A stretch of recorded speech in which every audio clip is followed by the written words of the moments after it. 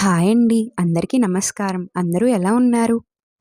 ఇవాళ మనం వీడియోలో మన సనాతన ధర్మంలో కార్తీక మాసం విశిష్టత మరియు కార్తీక స్నానాలు ప్రాముఖ్యతని వివరిస్తాను. ఈ స్నానాలు మనకు ఎలా ఆరోగ్యం ఇచ్చాయి మరియు ఏమి ప్రయోజనాలు ఉన్నాయి అని తెలుసుకుందాం. మనం ఏడాది మొత్తంలో పండుగలు, పూజలు, పునస్కారాలు ఎన్నో చేస్తాం. వినాయక చవితి, దసరా 9 రోజులు, సంక్రాంతి 3 రోజులు ఇలా జరుపుకుంటాం. కానీ కార్తీక మాసం నెల రోజులు ప్రత్యేకమే. మరి ముఖ్యంగా శివకేశవులకు అత్యంత ప్రీతికరమైన మాసం ఇది. అయితే దైవభక్తి మాత్రమే కాదు, ఈ నెలలో ఆచరించే ప్రతి క్రియ వెనుక ఆరోగ్య రహస్యం దాగి ఉంది. ముఖ్యంగా కార్తీక స్నానం ఆరోగ్యానికి ఎంతో మేలు చేస్తుంది. సూర్యుడు ఉదయించక ముందే నక్షత్రాలు ఇంకా అక్కడక్కడ మినుకు మంటుండగానే కార్తీక మాసంలో నదీ స్నానం ఆచరించాలని చెబుతారు. ఏడాది మొత్తం ఇలా చేయడానికి, కార్తీకం నెల రోజులు సూర్యోదయానికి ముందే స్నానం చేయడానికి ఒక విశేషం ఉంది. ఆరోగ్య రక్షణ కోసం నెల రోజుల నియమం. సహజంగానే కార్తీక మాసం అంటే చలి పుంజుకునే సమయం. జ్యోతిష్య శాస్త్ర ప్రకారం ఈ మాసంలో సూర్యుడు తులారాశిలో ఉంటాడు. సూర్యుడికి ఇది నీచ స్థానం. ఉష్ణోగ్రత తక్కువగా ఉండే ఈ మాసం మనిషి ఆరోగ్యంపై ప్రభావం చూపుతుంది. జీర్ణశక్తి తగ్గుతుంది, చురుకుదనం తగ్గుతుంది, బద్ధకం పెరుగుతుంది, శరీరంలో నొప్పులు ఎక్కువవుతాయి. నరాల బలహీనత ఉన్నవాళ్ళు చలికి ముడుచుకుని పడుకోవడం వల్ల ఇంకా పెరుగుతాయి. వీటన్నిటి నుంచి ఉపశమనమే కార్తీక స్నానం.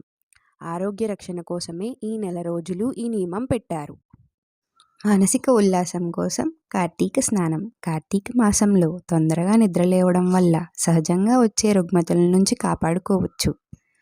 సూర్యోదయానికి ముందే స్నానం, దైవ పూజ చేయడంతో బద్ధకం వదిలి రోజంతా ఉత్సాహంగా ఉండడమే కాదు, మానసికంగా ఉల్లాసంగా ఉంటుంది.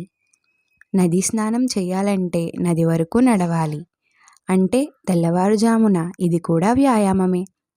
పైగా నదులలో సహజంగా ఉండే ఔషధాలే కాకుండా నదీ పరివాహక ప్రదేశాల్లో ఉండే ఔషధాలు కూడా నీటిలో కలుస్తాయి.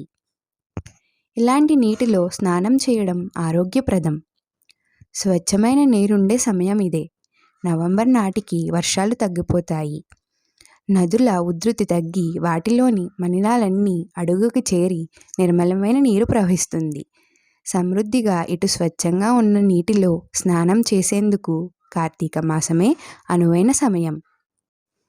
కార్తీకంలో తెల్లవారుజామునే లేచి తలారా స్నానం చేసి శుభ్రమైన దుస్తులు ధరించి తులసికోట ముందు భగవన్నామ సంకీర్తన చేస్తూ ధూపదీప నైవేద్యాలు సమర్పిస్తారు. ఇలా చేస్తే మనసంతా ఆధ్యాత్మిక పరిమళాలతో నిండి అలౌకికమైన అనిర్వచనీయమైన ఆనందం కలుగుతుంది. మామూలు రోజుల్లో భగవతారాధన మీద అంతగా శ్రద్ధ పెట్టని వారు, గుడిలో కాలు పెట్టని వారు సైతం పవిత్రమైన ఆధ్యాత్మిక వాతావరణమే గుడికి తీసుకువెళ్తుంది. వారిని దేవుడి ముందు కైమూడ్చేలా చేసి, పాపాలు పటాపంచలు చేసి మోక్షప్రాప్తి కలిగిస్తుంది ఈ మాసం. కార్తీక మాసంలో దశమి, ఏకాదశి, ద్వాదశి తిథులలో శ్రీ మహావిష్ణువును తులసి దళాలతోటి, కమలాలతోటి పూజిస్తే జీవించి ఉన్నన్నాళ్ళు ధనానికి లోటు లేకుండా ఉండి సమస్త సౌఖ్యాలు కలుగుతాయి. అదేవిధంగా ఆరుద్ర నక్షత్రం రోజున, మాస శివరాత్రి నాడు, సోమవారం నాడు, కార్తీక పున్నమి నాడు రుద్రాభిషేకం చేసి బిల్వదళాలతోని, రుద్రాక్షలతోనూ పూజించిన వారికి అనంతమైన సౌఖ్యాలతో పాటు అంత్యమైన శివ సాముధ్యం పొందుతారని కార్తీక పురాణం చెబుతుంది. ఈ సమయంలో ప్రతిరోజు పుణ్యమైనదే. అయితే ఏ తిథిన ఏం చేస్తే మంచిదో తెలుసుకుని దాని ప్రకారం ఆచరిస్తే మరిన్ని ఉత్తమ ఫలితాలు కలుగుతాయి. కార్తీక మాసంలో మొదటి రోజు కార్తీక శుద్ధ పాడ్యమి. ఆ రోజున తెల్లవారుజామునే లేచి స్నానం చేసి అందుబాటులో ఉన్న ఏదైనా ఆలయానికి వెళ్ళి నేను చేయదలుచుకున్న కార్తీక వ్రతం నిర్విఘ్నంగా సాగేటట్టు అనుగ్రహించమని ప్రార్థించి సంకల్పం చేసుకుని ఆకాశదీపాన్ని సందర్శించుకోవాలి. రెండవ రోజు విదియ. ఈరోజు సోదరి ఇంటికి వెళ్ళి ఆమె చేతభోజనం చేసి కానుకలు ఇచ్చి వచ్చిన వారికి యమగండం వాటిల్లదని పురాణోక్తి. మూడవ రోజు తదియ. అమ్మవారికి కుంకుమ పూజ చేయించుకోవడం వల్ల సౌభాగ్య సిద్ధి కలుగుతుంది. 4వ రోజు చవితి. కార్తీక శుద్ధ నాగుల చవితి సందర్భంగా సుబ్రహ్మణ్యేశ్వరునికి పుట్టకు పూజ చేయాలి. 5వ రోజు పంచమి. దీనికి జ్ఞాన పంచమి అని పేరు. ఈరోజు సుబ్రహ్మణ్య ప్రీత్యర్థం అర్చనలు చేయించుకున్న వారికి జ్ఞానాభివృద్ధి కలుగుతుంది. 6వ రోజు షష్ఠి. ఈరోజు బ్రహ్మచారికి ఎర్రని కండువ దానం చేస్తే సంతాన ప్రాప్తి కలుగుతుందని ప్రతీతి. 7వ రోజు సప్తమి. ఈరోజు ఎర్రని వస్త్రంలో గోధుమలు పోసి దానమివ్వడం వల్ల ఆయుష్యాభివృద్ధి కలుగుతుంది. 8వ రోజు అష్టమి. ఈ గోపాష్టమి నాడు చేసే గోపూజ విశేష ఫలితాలనిస్తుంది. 9వ రోజు నవమి. ఈ రోజు నుండి 3 రోజుల పాటు విష్ణు తీరార్థ వ్రతాన్ని ఆచరించాలి.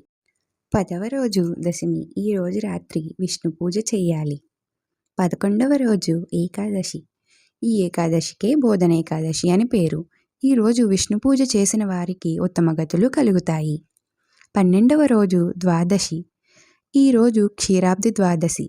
సాయంకాలం ఉసిరి మొక్క తులసి మొక్క వద్ద దామోదరుణ్ణి ఉంచి పూజ చేసి దీపాలు వెలిగించడం సర్వ పాపాలను నశింపచేస్తుంది. 13వ రోజు త్రయోదశి. ఈరోజు సాలగ్రామ దానం చేయడం వల్ల సర్వ కష్టాలు దూరమవుతాయి. 14వ రోజు చతుర్దశి. శాసన చతుర్దశి వ్రతం చేసుకునేందుకు మంచిది. కార్తీక మాసంలో 15వ రోజు కార్తీక పౌర్ణమి. మహాపవిత్రమైన ఈ రోజు నదీ స్నానం చేసి శివాలయం వద్ద జ్వాలా తోరణ దర్శనం చేసుకోవడం వల్ల సర్వ పాపాలు ప్రక్షాళనమవుతాయి. 16వ రోజు కార్తీక బహుళ పాడ్యమి. ఈరోజు ఆకుకూర ఆవుకి దానం చేస్తే శుభం. 17వ రోజు విదియ. వనభోజనం చేయడం వల్ల విశేష ఫలాన్నిస్తుంది. 18వ రోజు తదియ. పండితులకు గురువులకు తులసిమాలను సమర్పించడం వల్ల తెలివితేటలు వృద్ధి అవుతాయి. 19వ రోజు చవితి. పగలంతా ఉపవాసించి సాయంత్రం వేళ గణపతిని గరికతో పూజించి ఆ గరికను తలగడ కింద పెట్టుకుని పడుకుంటే దుస్వప్న దోషాలు తొలగి సకల సంపదలు కలుగుతాయి. 20వ రోజు పంచమి. ఈరోజు చీమలకు నూకలు చల్లడం, శునకాలకు అన్నం తినిపించడం శుభ ఫలితాలనిస్తుంది. 21వ రోజు షష్ఠి. గ్రామ దేవతలకు పూజ జరిపించడం మంచిది. 22వ రోజు సప్తమి. ఈరోజు జిల్లేడు పూలతో గుచ్చిన దండను ఈశ్వరునికి సమర్పిస్తే సంపదలు అభివృద్ధి అవుతాయి. 23వ రోజు అష్టమి. ఈరోజు కాలభైరవాష్టకం చదివి గారెల దండ చేసి కాలభైరవునికి సమర్పించడం వల్ల ధనప్రాప్తి కలుగుతుంది. 24వ రోజు నవమి. ఈరోజు వెండి లేదా రాగి కలశంలో నీరు పోసి పండితునికి దానమిస్తే పితృదేవతలు తరిస్తారు. 25వ రోజు దశమి. ఈరోజు అన్న సంతర్పణ చేస్తే విష్ణువుకు ప్రీతిపాత్రులై కోరికలు తీరతాయి. 26వ రోజు ఏకాదశి. ఈరోజు విష్ణువాలయంలో దీపారాధన, పురాణ శ్రవణం, పఠనం, జగారణ విశేషణ ఫలప్రదం. 27వ రోజు ద్వాదశి. ఈరోజు అన్నదానం లేదా స్వయంపాకం సమర్పించడం శుభప్రదం. 28వ రోజు త్రయోదశి. ఈరోజు నవగ్రహారాధన చేయడం వల్ల గ్రహదోషాలు తొలగుతాయి. 29వ రోజు చతుర్దశి. ఈ మాస శివరాత్రి నాడు చేసే ఈశ్వరార్చన, అభిషేకం అపమృత్యు దోషాలను, గ్రహబాధలను తొలగిస్తాయి.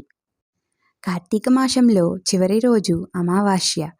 నేడు పితృదేవతల పేరిట అన్నదానం లేదా స్వయంపాకం పేదవారికి దానం చేయడం వల్ల పెద్దలకు నరకబాధ తొలగి స్వర్గసుఖాలు కలుగుతాయి.